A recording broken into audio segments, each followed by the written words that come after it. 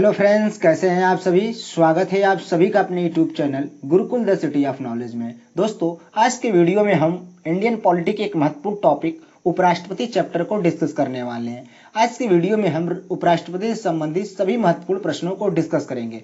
तो आइए वीडियो को स्टार्ट करते हैं। और वीडियो को स्टार्ट करने से पहले यदि आप हमारे चैनल पर नए हैं तो चैनल को जरूर सब्सक्राइब कर दीजिएगा। आप चाहें तो इसका पीडीएफ भी डाउनलोड कर सकते हैं, लिंक मैं वीडियो के अंत में डिस्क्रिप्शन बॉक्स में डाल दूंगा। तो आइए वीडियो को शुरू करते हैं। देखिए, पहला क्वेश्चन है, भारतीय संविधान में उपराष्ट्रपति का पद का प्रावधान कहां से लिया गया है। तो इसका सही आंसर है ऑप्शन डी, अमेरिका के संविधान से। देखिए, भारतीय संविधान में जो उपराष्ट्रपति के पद का प्रावधान लिया गया है वह अमेरिका के संविधान से लिया गया है। और भारत में उपराष्ट्रपति की वही स्थिति है जो अमेरिका में वहां के उपराष्ट्रपति की होती है। अगला प्रश्न है, राष्ट्रपति के पद में आकस्मिक रिक्त के दौरान या उसकी अनुपस्थिति में उसके कृत्यों का निर्वहन उपराष्ट्रपति अधिकतम कितने दिनों तक कर सकता है। तो इसका सही आंसर है ऑप्शन बी, 6 माह। देखिए, यदि किसी कारणवश जो राष्ट्रपति का पद है वो खाली रहता है तो उस पद पर जो उपराष्ट्रपति होता है वह अधिकतम 6 माह तक कार्य कर सकता है। इसके भीतर ही निर्वाचन आयोग के द्वारा राष्ट्रपति का चुनाव करवा लिया जाना अनिवार्य होता है, अर्थात नया राष्ट्रपति 6 महीने के भीतर ही चुना जाना चाहिए। इससे अधिक उपराष्ट्रपति उसके पद पर कार्य नहीं कर सकता है।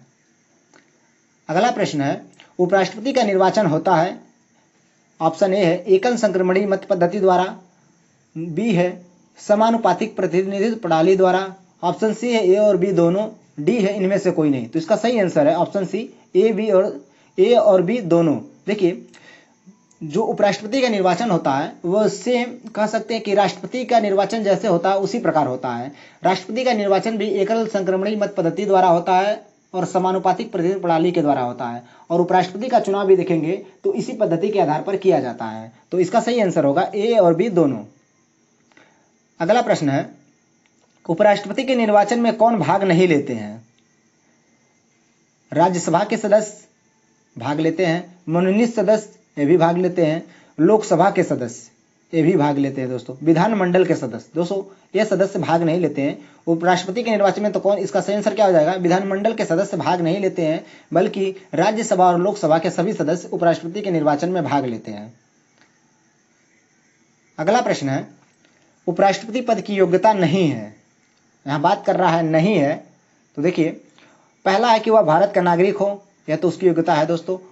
वह बी है, वह 35 वर्ष की आयु पूरी कर चुका हो, यह भी उसकी योग्यता है। वह राज्यसभा सदस्य बनने की योग्यता रखता हो, यह भी उसकी योग्यता है। वह संसद का सदस्य हो दोस्तों, यह उसकी योग्यता नहीं है। यदि कोई ऐसा व्यक्ति जो किसी संसद का सदस्य है, अर्थात लोकसभा या राज्यसभा का सदस्य या किस कह सकते किसी विधानमंडल का सदस्य है, तो अगर ऐसा व्यक्ति उपराष्ट्रपति के पद के लिए चुना जाता है तो उसे पद ग्रहण करने से पूर्व कह सकते हैं कि संसद एवं विधानमंडल की सदस्यता से त्यागपत्र देना होता है। यानी वह उपराष्ट्रपति बनने से पहले संसद या विधानमंडल का सदस्य यदि रहता है तो उसे उससे इस्तीफा देना होता है। प्रश्न है, उपराष्ट्रपति पद के उम्मीदवार के लिए कितने प्रस्तावक एवं अनुमोदक की आवश्यकता होती है। तो इसका सही आंसर है ऑप्शन बी, 20 प्रस्तावक एवं 20 अनुमोदक। देखिए, जब उपराष्ट्रपति निर्वाचन के लिए नामांकन के लिए जाता है तो उसके लिए उसे 20 प्रस्तावक एवं 20 अनुमोदक की आवश्यकता होती है और वह तभी अपना नामांकन दर्ज करा सकता है। और यही स्थिति हमने देखा था राष्ट्रपति के लिए, तो राष्ट्रपति को 50 प्रस्तावक एवं 50 अनुमोदक अर्थात कुल 100 सदस्यों का समर्थन प्राप्त होना आवश्यक था। और उपराष्ट्रपति के लिए 20 प्रस्तावक और 20 अनुमोदक अर्थात निर्वाचक मंडल के जो 40 सदस्य हैं वह यदि उस व्यक्ति के साथ हैं तब ही वह चुनाव लड़ सकता है। अगला प्रश्न है, उपराष्ट्रपति का कार्यकाल कितने वर्ष का होता है। तो इसका सही आंसर है ऑप्शन ए, 5 वर्ष। देखिए, जो उपराष्ट्रपति होता है वो अपने शपथ ग्रहण की तिथि से 5 वर्ष तक अपना पद धारण करता है, यानी 5 वर्ष तक के लिए वह चुना जाता है। लेकिन इसके बीच भी वो चाहे तो राष्ट्रपति को अपना त्यागपत्र दे सकता है। और ये भी हो सकता है कि राज्यसभा यदि वह संवैधानिक अतिक्रमण करते हैं तो राज्यसभा उन्हें पूर्ण बहुमत से पारित कोई प्रस्ताव पारित करके उनके पद से हटा सकती है। और इसके लिए आवश्यक है कि लोकसभा इससे सहमत होनी चाहिए। तो याद रखिएगा, उपराष्ट्रपति का कार्यकाल वैसे सामान्यतः 5 वर्ष का होता है।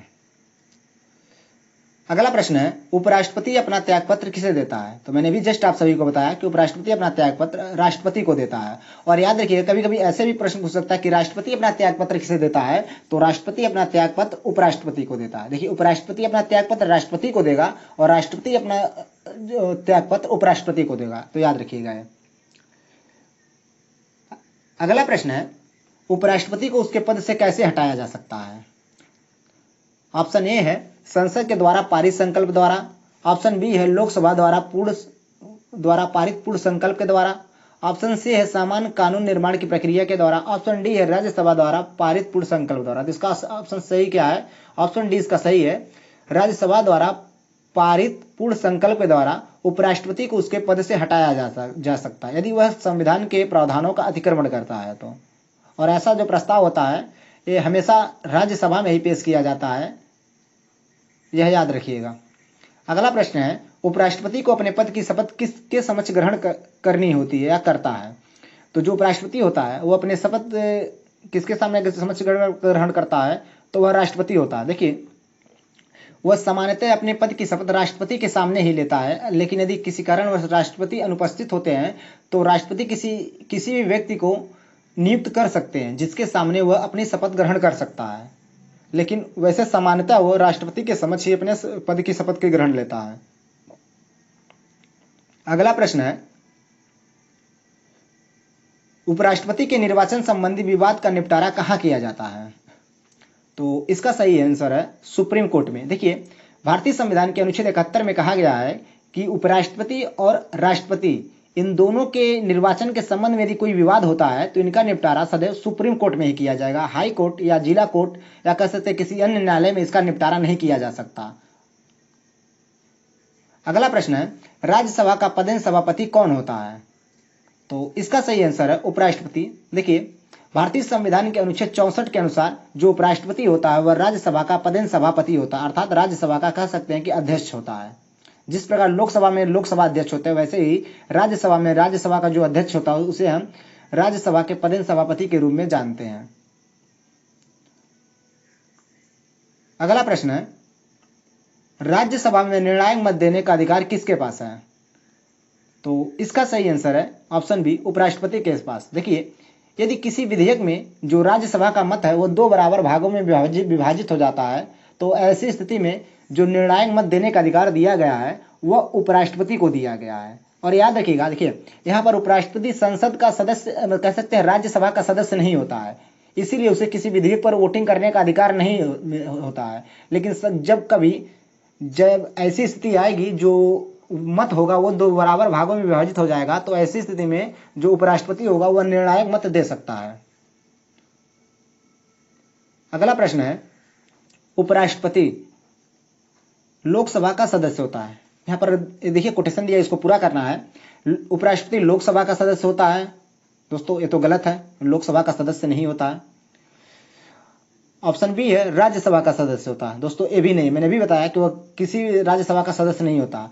संसद सदस्य नहीं होता है। बिल्कुल दोस्तों ऐसा ही है, वह ना तो सांसद होता है ना ही संसद के किसी सदन का सदस्य होता है, किसी भी सदन का सदस्य होता है। दोस्तों ये भी गलत है, तो इसका सही आंसर क्या हो जाएगा? ऑप्शन सी, संसद का सदस्य नहीं होता है। याद रखिएगा, जो उपराष्ट्रपति होता है वह संसद का सदस्य नहीं होता है।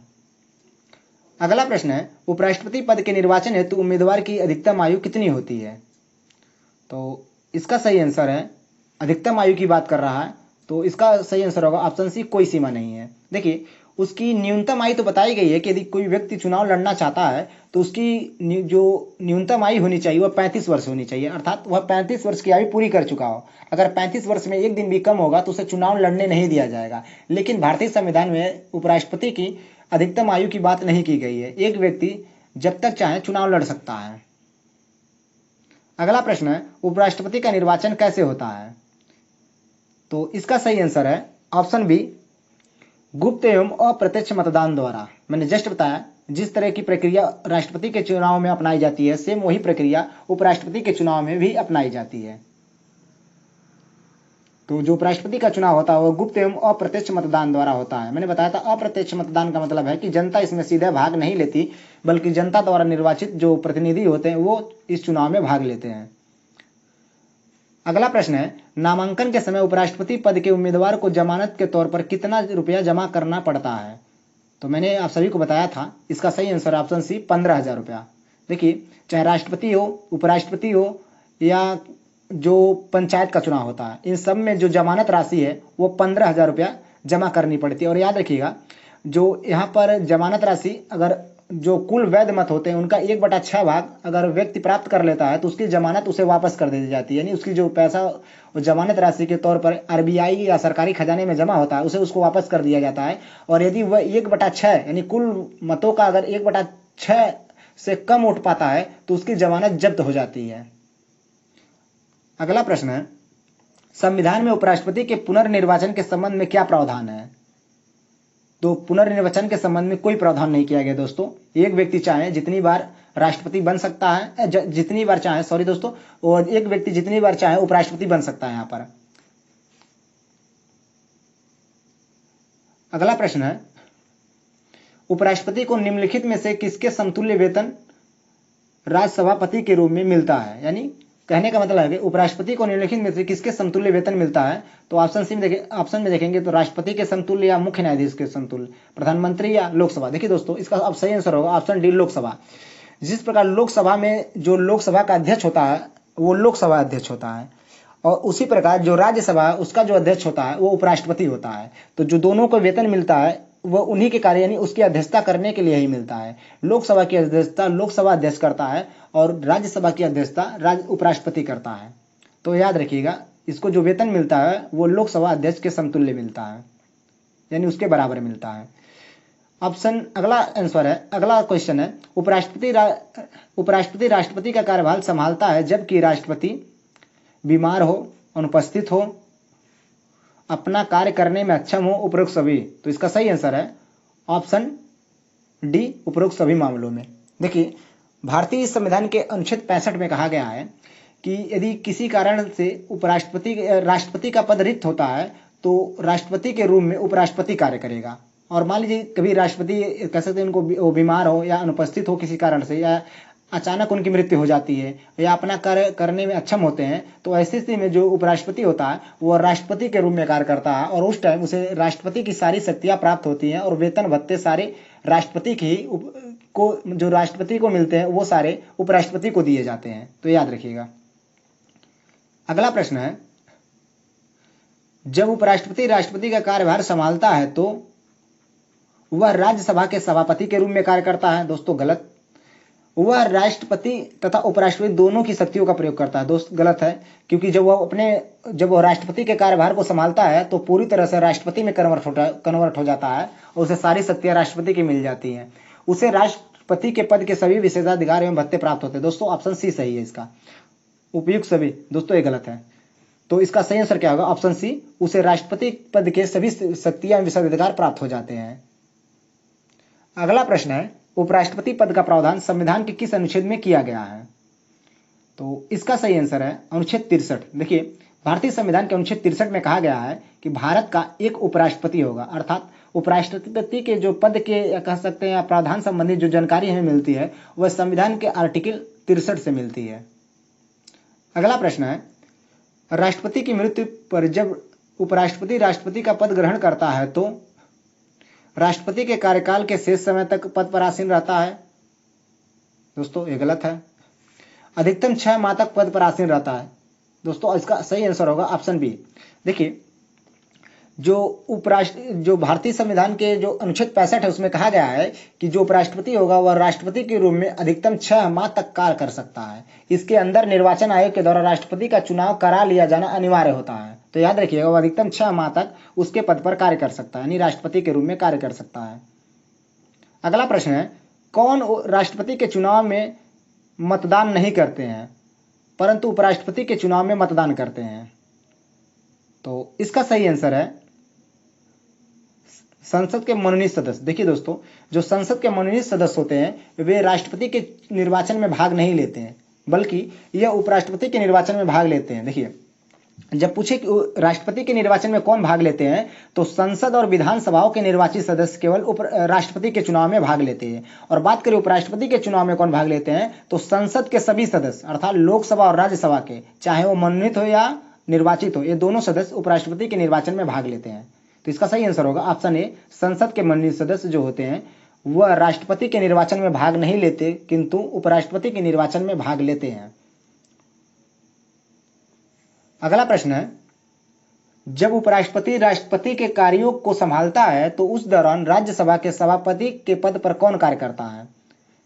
तो इसका सही आंसर ऑप्शन बी, उपराष्ट्रपति। देखिए, जिस तरह लोकसभा में एक लोकसभा अध्यक्ष चुना जाता है और एक उपाध्यक्ष चुना जाता है, ठीक उसी प्रकार राज्यसभा में भी एक उपाध्यक्ष चुना जाता है जिसे उपसभापति के नाम से जाना जाता है। और जब उपराष्ट्रपति राष्ट्रपति के कार्यों को संभालता है तो जो राज्यसभा का पदेन सभापति होता है वो उपसभापति हो जाता है, यानी उसके समस्त कार्यों को संचालित उपसभापति के द्वारा किया जाता है। अगला प्रश्न है, भारत के उपराष्ट्रपति के संबंध में कौन सा कथन असत्य है? बात करें असत्य के बारे में, तो देखिए, भारत के प्रथम उपराष्ट्रपति एस राधाकृष्णन थे। डॉक्टर सर्वपल्ली राधाकृष्णन की बात करा तो ये सही है, क्योंकि भारत के प्रथम उपराष्ट्रपति डॉक्टर सर्वपल्ली राधाकृष्णन थे। ऑप्शन बी है, उपराष्ट्रपति का चुनाव भारत का राष्ट्रपति करता है। दोस्तों ये गलत है। उपराष्ट्रपति राज्यसभा का सभापति होता है। दोस्तों बिल्कुल सही है, जो उपराष्ट्रपति होता है वो अनुच्छेद 64 में कहा गया कि राज्यसभा का सभापति होगा। अगला इसमें डी है, उम्मीदवार की आयु 35 वर्ष होनी चाहिए, तो भी सही। इसका सही असत्य कौन सा है? तो ऑप्शन बी असत्य है, उपराष्ट्रपति का चुनाव भारत का राष्ट्रपति करता है। यह गलत है दोस्तों, उपराष्ट्रपति का चुनाव संसद के सभी सदस्यों द्वारा किया जाता है। तो दोस्तों यह था उपराष्ट्रपति से संबंधित सभी महत्वपूर्ण प्रश्न। आज के वीडियो में बस इतना ही। मिलते हैं अगले वीडियो में, तब तक के लिए धन्यवाद। और वीडियो आप सभी को कैसा लगा कमेंट बॉक्स में हमें जरूर बताइएगा।